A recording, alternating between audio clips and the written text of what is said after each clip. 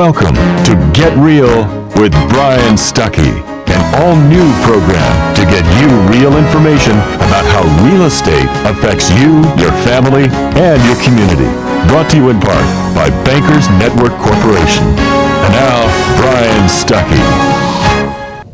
Good evening, welcome to Get Real. I'm Brian Stuckey, and I'm excited about coming back on. It's been a long time since I've updated a program, and I've got some great guests tonight. I've got, in the By the Number segment, Eric Gravink. He's with Rossi, Hammerslaw, Reichel, and Chuck. He's a real estate attorney. We're going to be talking about loan modifications, short sales, and foreclosures. It's the relevant issue today. We're going to talk about that. And then in the weekly spotlight, I have Kurt Anderson. He's an architect. We're going to talk about architecture and going green with it, and that's going to be a neat segment as well. And then finally, lifestyle segment, I have Laurence Kuhn, and he's going to be talking about composting, other green issues. This is a very green show. I didn't wear it by design, but I've got a green shirt, and we're going to have a great program for you. I'll be right back with the By the Number segment.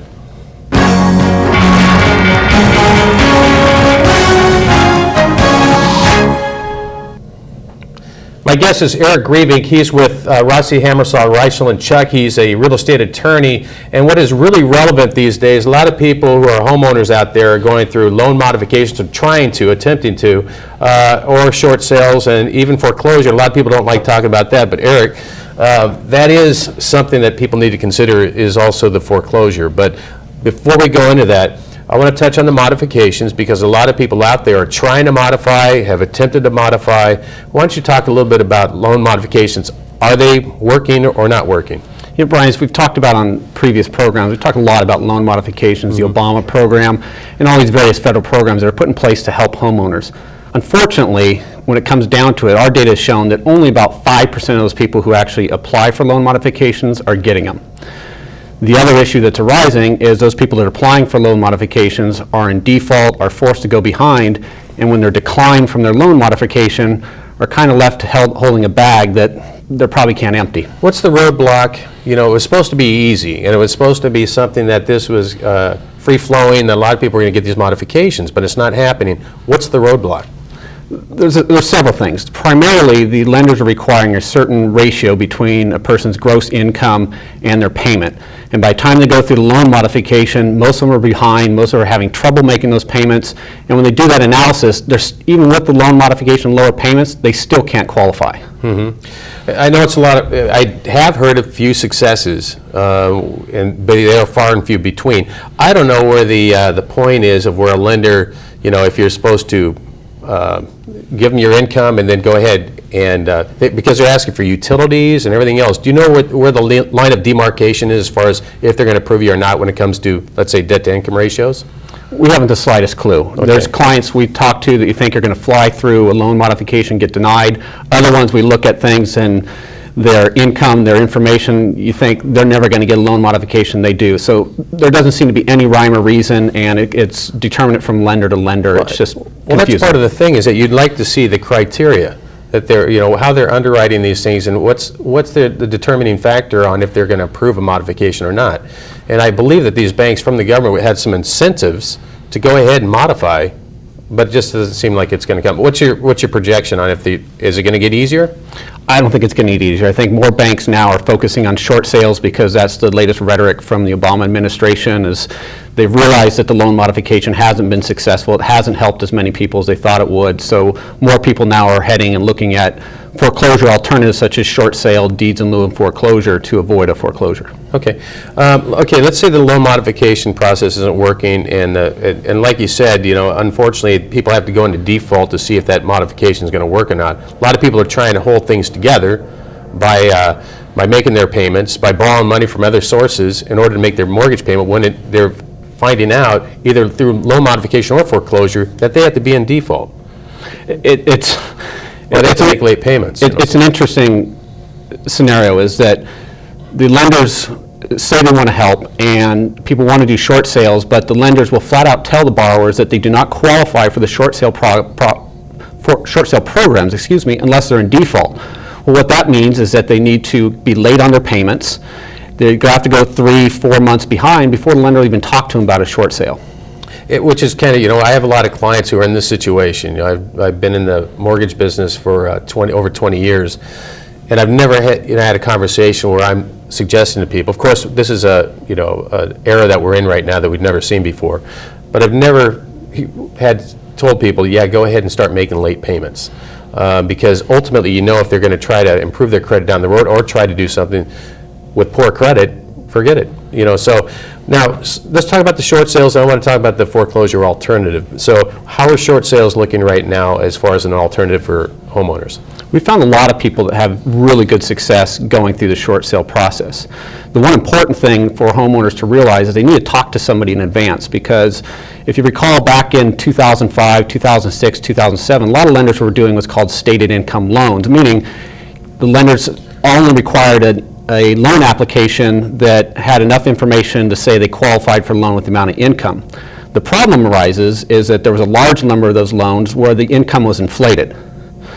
And that gives issues as to fraud, because when you go through a short sale, you have to give the lender a hardship package. In that hardship package, you have a letter under penalty of perjury of what your hardship is. You're giving them tax returns, you're giving financials. If after the lender gathers all this information, then they compare it to the loan application, and there's a big difference, you potentially the homeowners potentially set themselves up for fraud. Yeah, so what you're saying then is if you're doing a short sale and they're requiring all these documentation, and specifically stated income loan people, where you state that income, then you are setting yourself potentially up for a problem there, and therefore, what would be the remedy of that? You're talking about a foreclosure situation. Foreclosure may be the best alternative for those homeowners who had stated income loans with inaccurate information in their loan application. It's interesting because you'd hate to it's almost an admission of guilt if you don't go the short sale. Is there any reason why aside from that you would pick a foreclosure over a short sale? For the majority of homeowners who are doing a short sale, it's their primary residence. For those homeowners, there really is little difference for the end effect between a short sale and a foreclosure. A short sale is getting hyped and hyped and hyped as the better alternative. A lot of people, it's an emotional decision. I don't want to go. A short sale is the more admirable way of getting out of your loan, whereas a foreclosure has the negative impact. At the end of the day, it really comes down to a tax issue and when you can get another loan. Okay, and that's the thing is about a tax issue, you're not really in a position to talk about that. You need a CPA or something like that. Because that is part of the equation as far as which route you're going to go. That's correct. In general, though, for people with primary residence, there is the government a number of years ago came out with something called the Mortgage Debt Relief Act. And essentially what the Mortgage Debt Relief Act is if it's your primary residence and you have a debt forgiveness, is that will not be taxed, because in general, it's taxed as ordinary income. Okay. One last thing, we just have a little bit of time. There's a property tax appeals option that you've got. Why don't you talk about that real quick? Glad you brought that up. For people whose properties have declined in values and their property is still assessed at a higher value, right now, at least in Santa Clara County, between July 2nd and December 15th is your filing deadline for property tax appeals. Under former Proposition 8 years and years and years ago, you can apply for a property tax reduction based on decline in value. In Santa Clara County, you have up till September 15th to get that done, so now's the time to do it. Great. Eric Gravink has been my guest. He's a real estate attorney with Rossi, Hammerslaw, Reichel, and Chuck. If you have any questions for Eric or any of my guests or myself, go ahead and get a hold of me at 408-269-8366 or Brian at 4bestloan.com. Coming up next, I have the weekly spotlight with Kurt Anderson. We'll be right back.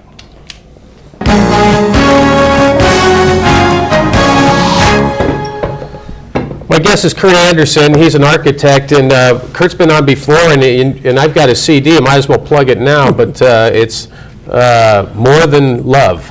And so you can see him crooning at various places. We'll talk more about that, Kurt. But we want to talk about architecture and green and how they're interrelated. And a lot of people think, well, architecture, you just throw some wood up there and put a foundation and everything else. How are they related? That's a good question, Brian. Thanks for having me back. You're welcome. As you know, green has gotten to be a huge issue in today's world with global warming, carbon footprint, et cetera. But being green in architecture is really much simpler than that. And yes, we get more complicated as we're trying to make a larger impact on our environment. But as we talked about last time, in the last several months, within the last year, many of the Bay Areas have created for like new residential construction, what they're called Build It Green rated. There's two different types of rating, Build It Green and LEED. LEED is part of the USGBC, and Laurence will talk about that later. But, so they've created a minimum standard that new construction has to meet. So green is not, and most people think that green has to do with solar panels, wind turbines, and that is all part of it because this reduces energy consumption. The goal of green architecture is reduce water consumption, electrical consumption, reuse cycled materials, reduce energy getting those materials to the site, so we like to keep transportation within 500 miles. And more importantly, it's also creating a healthy environment in the homes. Mm-hmm. We talked about that last time. You know, a new car smell, everybody likes, oh, it smells great. Well, that's really formaldehyde. Mm-hmm. So that kind of stuff they've shown in studies that it creates Alzheimer's, asthma, a center of different types of ailments. So if we can eliminate those things in new construction, we're making a healthier home. Yeah, you know, it's been interesting because over the years I've talked to a lot of different people. Gary Redenbacher, he's an attorney. He specializes in construction legal matters, and one is that the architecture, if it's too air tight, there's mold there. You know, and so there's some issues with that. But so it's interesting that how architecture plays so much in a lot of different things, your health. But now, when you're talking about what are some tangible things that people can do? One is to hire somebody who's got a green mind, right? That's correct. Yeah, and so, but let's say that they're going on the internet, they're trying to get information. What are some of the tangible things that they should be considering, or materials that they could be buying to build their home on? Now, are you talking about a renovation, or are you talking about new construction? Let's start with renovation. Well, renovation, the big deal was when you're doing renovations is you want to buy materials with what they call VOCs, volatile organic compounds, minimal VOCs. Carpet, paint, cabinets, those kind of products that have the low VOCs, that is a whole part of being green. And that again is that's reducing. Most of that has to do again with formaldehyde that's used in many products. So if we can eliminate that, we're starting to create a green interior, a green environment. Mm-hmm. When you're replacing your toilets, you go to low flow water toilets. Sinks, you know, your faucets, your shower heads, all those reducing water consumption. Using fluorescent bulbs instead of, you know, the regular standard incandescent bulbs. That is all going green. All that's green. And people don't realize that. It's much simpler to be green than they think. Yeah. Because we kind of put this, you know, wow, green. And it's really simpler than that. When I renovated my home, you know, I just went in there, and you don't realize what your house is made of until you start tearing it apart. And the insulation and everything, I was just going all over the place. And when we talked before, I've heard that you slice up your blue jeans, and that's your insulation, everything else. But so now the suppliers of these, you know, I think a lot of people just can't think outside the box about where do I go ahead and find these materials or suppliers of them. You can buy these things at Home Depot. You can buy them at Lowe's. You can buy many of the products that are available have all gone to this whole towards the green bit or the green aspect of construction. And it's just really paying attention. And the big deal again is the low VOCs. If they just can take out of this program low VOCs, we're going to make an impact. Okay, now what are the cost factors here? If somebody really wanted to go ahead and they're renovating or new construction, and we'll talk about that in a moment here, but is there a higher cost with this, or is there government also incentives to go ahead and do that? Can't talk about the incentives because we don't deal with that aspect in my practice, but I can tell you this is that, for instance, paint. You can get zero VOC paint for the same cost as regular paint. So same with carpet. Minimal cost, if any, to go with a low VOC product. So it's just really watching what you're doing, paying attention, consulting an expert like myself or like Laurence, who's going to be up next, that has experience in the green to help you get in that direction. But the thing is, it's about healthier products, less water, less power, and you're going green. Mm-hmm. Now let's talk about new construction. How does that differ from restoring your home and you know? Yeah, new construction is a little different, because obviously we're going to be using brand new products that are on site, and it's a little more complicated. But it's not that difficult. Concrete, again, that's actually a green product in your foundations. Rebar, that's recycled steel, that's green. So we're already coming out of the chute, coming out of the ground with a green foundation. And then the type of wood that you use in the building, you can get FSC, which is a forest certified wood. That means it's green. It's got less water in it. It's not old growth wood. So along those products, sheetrock, insulation, all those things, now you can get those in green products. So it's the matter of selecting the right materials and the right products, and you'll be green with really no additional cost and no additional effort. But you've got to pay attention. Well, that's the thing. That's why somebody would want to have yourself involved in a process like this, because that's your business. That's correct. So, well, look, I appreciate you talking about green. I do want to talk real quickly, if you don't mind. You got a second life going on here, and that's Kurt Anderson is also a musician. I've heard him play. I've even crooned with him a couple times. And so this is his CD, More Than Love. And where are you guys playing at these days? I'm playing at the Toll House on Friday nights in Los Gatos with Danny Hall and Johnny Reason. And folks, I got to tell you, Brian's got a great voice and he sings great harmony. If you ever have a chance to get him out there sometime, we'll do some Eagles. You'll like it. It's good stuff. But we're there every Friday night through September 24th. And then after September 24th, we'll be at Pedro's in Los Gatos every Friday night. Neat. Yeah, Well, we'll look forward to it. I got your Christmas CD last time, so. Yeah, this is my first solo CD. Okay. So I'm really proud of it. It took us 8 months to get it done, but it's really good stuff. And I got Danny's playing on it, Johnny's on it, Modesto Brasino, trumpet, Mo, he's on it. Got a couple of young ladies singing with us too. It came out really well. Well, that's one thing that's fun about watching you guys perform, is that you bring up different people up there. You might, bring up all of a sudden a saxophone player and everything else, and it really creates a nice vibe, if I might say. Yeah, it's a lot of fun. We have a good time. Appreciate it. Yeah. Thank you. My guest has been Kurt Anderson. If you have any questions for Kurt or myself or any of my guests, please get a hold of me once again at 408-269-8366 or email me at brian@forbestloan.com. By the way, we're on the internet. You can watch my program by going to koreatvsj.org, and you can watch any programs. If you can't watch this as it appears tonight, then check it out on the internet, and you'll like it. So coming up next, I've got my lifestyle segments and Laurence Kuhn.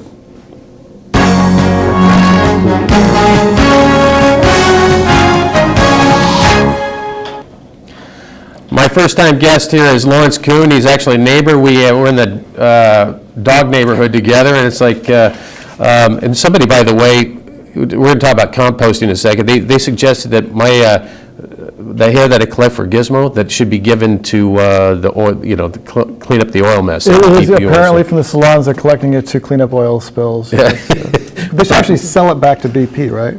Well, I want to make a tie out of it. I want to be the only guy with a Siberian Husky tie. But Laurence, I've talked to you over the years, about things that you do, and it's been interesting. And we're going to talk about composting. And I have to tell you, I went ahead and used some of my Visa credit card points that I had accumulated over the years, and I bought a composter, a big plastic thing.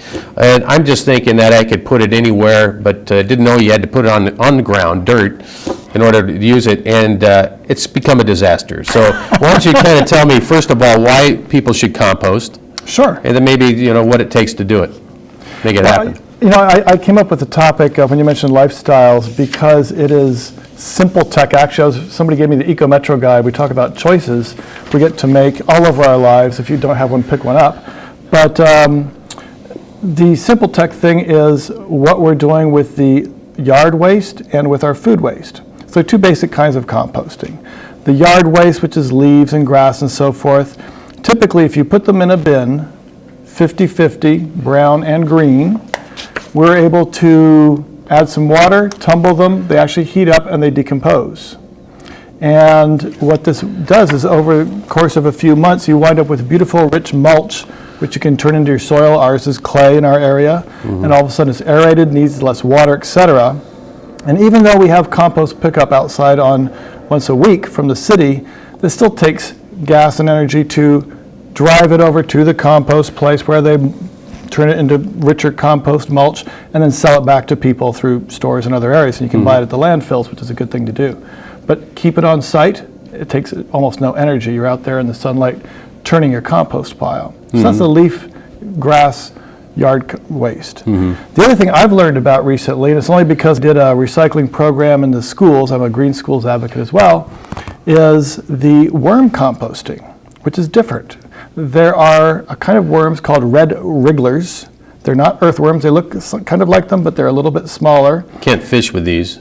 You can, but they don't eat the fish as fast as your own food waste. I have some people watch the show that are fishermen. Anyway, go ahead. I was researching it more recently, and you can fish with them. So, of course, with the leaf yard composting, in fact, if you have a pile of leaves, 6 months later, you pick it up, there are earthworms under there. These are different, and you can actually get them. If you just Google Sonoma worms online, ask a friend like myself who has them, I'll give you a bucket of worms. And you can take shredded paper, get a container, and it can be one of the old recycling bins, a wood box. You can buy them. I use actually an old BioStack from Smith & Hawken that's more yard compost. They make a Wrigley Ranch is another very popular one that's a tiered system I'll explain briefly. And you put a bed of shredded paper. You can tear up newspaper. You can do your security shredding so you don't get your identity stolen. Put it underneath there. And then you put down a bed of chopped up vegetables, basically all of your non-dairy, non-meat waste. And you put that in there, paper towels, chop it up, sprinkle a little water, put your worms there, put another layer of the food, and the worms eat through it. Now they get kick-started in a matter of a few weeks. Within a month, you'll have a layer of rich compost there, and they keep working their way up through your food. So what this does is it reduces the impact on the landfills. Now we talk about the carbon footprints often, and not only are the landfills filling up, but methane is created. Methane is about 25 times worse than carbon dioxide over a 100-year period. That's how it's measured, the global warming potential. So by reducing the amount of methane, because it's not rotting in the landfill if it decomposes at all, and it takes hundreds of years sometimes, we're able to turn it into rich compost within weeks, which we then turn right around and use in our gardens. Well, the whole idea, it's just, I don't know how anybody would not want to climb aboard this. I think it's just ignorance is that, what was I supposed to put in there, what I cannot, but coffee grounds is another thing where a lot of coffee drinkers. Thank you for bringing that up. In fact, those are required. Unfortunately, I drink coffee, my worms are happy. Yeah, the more coffee I drink, the grounds help them, the grit helps them process. And I found out without the coffee grounds or similar kind of things, they don't do as well. So they just crank through that stuff, and my coffee filters, just shred them, pour them in there, and they love it. Now, if I'm not mistaken, there's some county or area, and it's not our area, I guess, it's not the Cambrian area, but where they're going to give that area composters to work with. I'm not sure exactly where they are giving them. I know the city of San Jose, you can attend a workshop if you go to sjrecycles.org. They have workshops also through master composters and master gardeners. You can probably find these workshops given around. And typically for about $5, you can pick up a $50 or $100 compost bin, take it home with you, already made. And I believe in San Francisco and Alameda County, they're actually doing curbside compost pickup. So even there, if you don't want to do it yourself, you can certainly encourage your local political people who make those decisions to help implement that. Well, here's the thing, is that not only is it the environmental responsibility that we go ahead and consider these things. We can talk about plastic bottles in a moment here, by the way. But but you've got some rich soil. There's friends of mine, they came over, they said, I found out they were composting. I said, can I check that out? Because I want to see their system. And they explained what they did. And I went over there, and I couldn't believe how rich this soil was. And then they went ahead and used that for their gardening. They had vegetables and everything else. So not only is it just the environmentally correct thing to do, but the benefit is that you've got this rich soil if you're into gardening or like that. Absolutely. In fact, I just heard something great recently that actually, if you have a vegetable garden, not only do you have really beautifully grown vegetables to eat, but the nutrients that came out of that soil wind up going back into the compost, and you complete your eco-cycle. It's beautiful. They call that black gold. And we just started a program at Nodden Elementary School with worm composting, thanks to a grant from the City of San Jose and some dedicated parents. And we're hoping that we can do some science experiments in class. Instead of a plant seedling with regular soil and one with fertilizer, do it with their own compost. Here are my scraps from last month helping our plants grow. I can tell you, I can attest to, I wanted to grow some vegetables for the first time, and what I used is my neighbor, he was going to discard, and I thought that was a green thing to do, discard his shelves that he had. But the shelves are made out of particle board, compressed board. And so I was so happy, it was at the water and everything else. But I guess when I went to, taste the vegetables, the squash, it was just horrible because of the chemicals in the particle board went into the soil and went into the plant. There are particle boards, as Kurt was mentioning earlier. You can buy the materials now that basically are completely organic, biodegradable, do not contain the formaldehydes and nasty chemicals. So you'd have to be careful of the source of those. The glues in those, even some sustainable countertops nowadays made out of all these cool old fennel seeds and things, but you have to watch out what they're bonding them with. Okay. Yeah. I didn't even give you a good introduction at all. When I'm looking at, you sent this over me because I want to learn more about you, but you're the founding member of the U.S. Green Building Council's Silicon Valley branch, and Right. and you started the program at Nodden as far as going green and a number of other things. So you're right in the heart of all this. We're having a lot of fun. Yep. It's contagious too, I have to admit. Is it? Yeah. Well, This is not me, it's all the people that we attract, and we all keep moving forward together. well, nothing wrong with going green, and It works. it's the way of the future, if not now. But the other thing, why don't you talk about the tapestry of talent that you're doing? Tapestry, I recently been on the board of Tapestry Arts, which has a Tapestry and Talent Festival. And just as a shameless plug, we have not gone away. We are having a festival, not Labor Day this year. We're going to wait till 2011, but we'll have one November 6th and 7th at the fairgrounds. And it's really promising to be great. In fact, rather than the regular gas-powered Kids Rise and things, we're going to have eco activities for the kids. We're going to have the Eco Kids Art Zone. Great. So we're bringing on specialists to have them come out more eco-aware, as we have really fine quality juried artists and the Design for Living Home show. Great. Well, we'll be looking forward to that, Laurence. Right. Laurence Kuhn has been my guest, and if you have any questions for Laurence or my other guests or myself, please get a hold of me at 408-269-8366 or Brian at 4bestloan.com. We'll be right back with the final thoughts.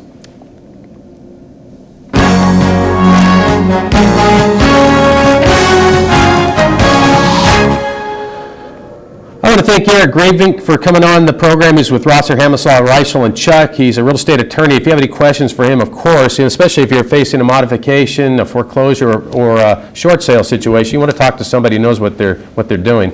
And Kurt Anderson, he's an architect. If you have any questions, too, about how you should remodel or build a structure and keep it green, he'd be a good guy to talk to, Kurt Anderson. And then finally, I want to thank Laurence Kuhn for coming on the program. If you have any questions about composting or anything about keeping your home green as well, and if you want to know about the Tapestry of Talent, then he'd be a good guy to contact.